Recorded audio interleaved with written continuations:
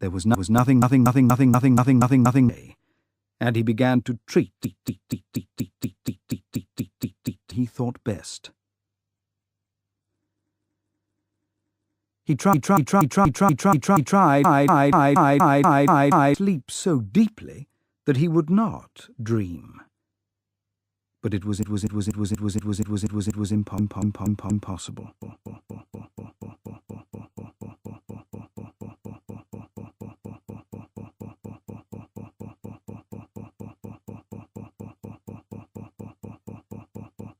Every night. It was clear that his general condition was growing rapidly worse. He was very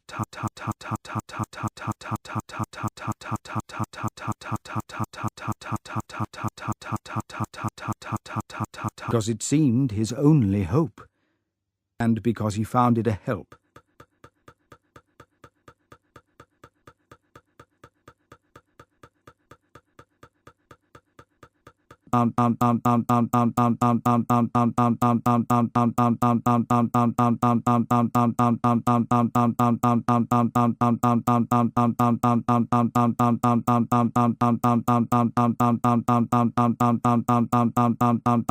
Closed. Then Dr. Audlin spoke the words which he had prepared. "You will go to Owen Griffiths and say that you are sorry that you caused him that great injury. You will say that you will do whatever you can to undo the harm that you have done to him." The words acted on Lord Mountdrago like the blow of a whip across his face. He shook himself out of his sleep and jumped to his feet. His eyes burned, and he poured out on Dr. Audlin a stream of angry words such as even he had never heard. He swore at him. He shouted at him. He used such bad language that even Dr. Audlin was surprised that he knew it.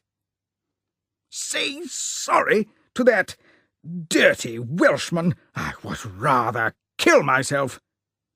"I believe it to be the only way in which you can regain your calm." Dr. Audlin had not often seen a man in such a state of uncontrolled anger. He grew red in the face, and his eyes were sticking out of his head. Dr. Audlin watched him calmly, waiting for the storm to end, and soon he saw that Lord Mountdrago, weakened by the troubles of so long a time, had no more strength. "Sit down," he said then, sharply. Lord Mountdrago fell into a chair. "I am tired," he said. "I must rest a minute, and then I'll go." For 5 minutes, perhaps, they sat in complete silence. Lord Mountdrago was a proud man, but he was also a gentleman. When he broke the silence, he had regained his self-control. "I'm afraid I've been very rude to you. I'm ashamed of the things I've said to you, and I'd understand if you refused to see me again. I hope you won't refuse. I think you're my only chance." "You mustn't worry about what you said. It's of no importance. But there's one thing you mustn't ask me to do, and that is to say sorry to Griffiths. I've thought a great deal about your case. I don't pretend to understand it, but I believe your only hope is to do what I suggest." "It's not my fault if I ruined him. I am not sorry." It was with these words that Lord Mountdrago had left the doctor. Dr. Audlin read through his notes and looked at the clock. It was 6. It was strange that Lord Mountdrago had not come. His secretary had telephoned that morning to say that he would come at the usual hour. He must have been kept by important work. This idea gave Dr. Audlin something else to think about. Lord Mountrago was quite unfit to work, and in no condition to deal with important matters of government.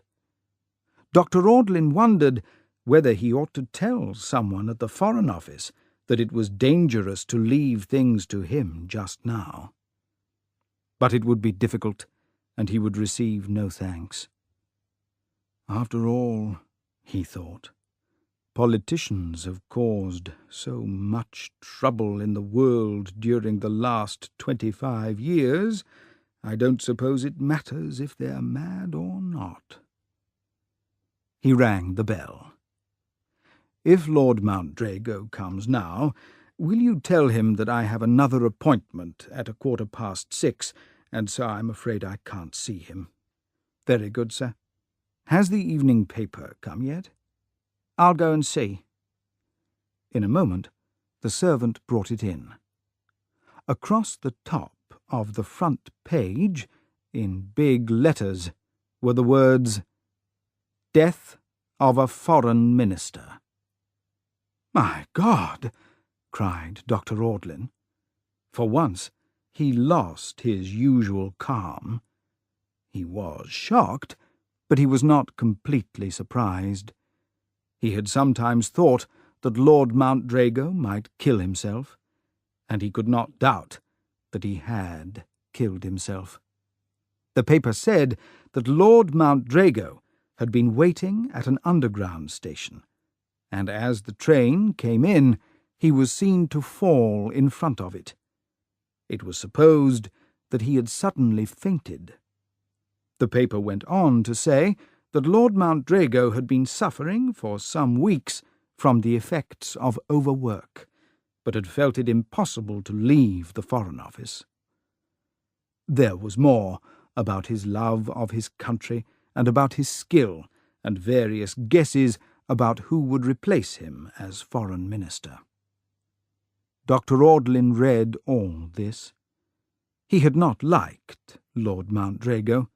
The chief feeling that his death caused in him was dissatisfaction that he had been able to do nothing to help him. Dr. Audlin felt discouraged, as he always did when he failed, and he was filled with disgust for the way in which he earned his living. He was dealing with dark forces that it was impossible for the human mind to understand. He turned the pages of his paper in misery and hopelessness.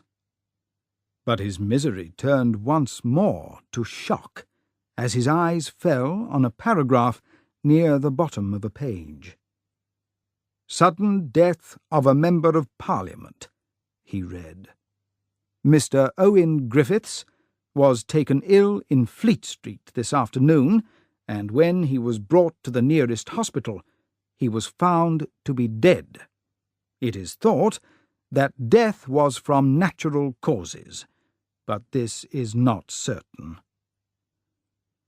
Dr. Audlin could hardly believe his eyes.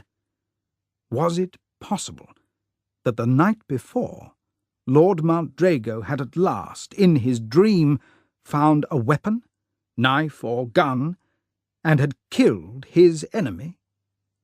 And had that dream murder, in the same way as the blow from the bottle, taken effect a certain number of hours later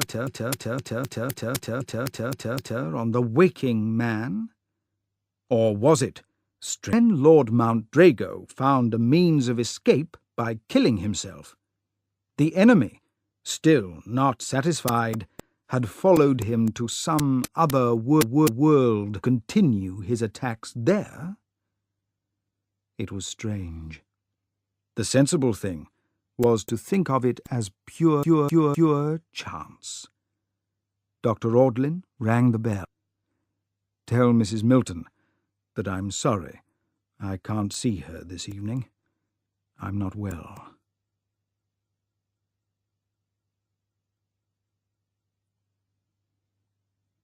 It was true. Swallowed him up, and he felt a strange, deep fear of something that he did not understand.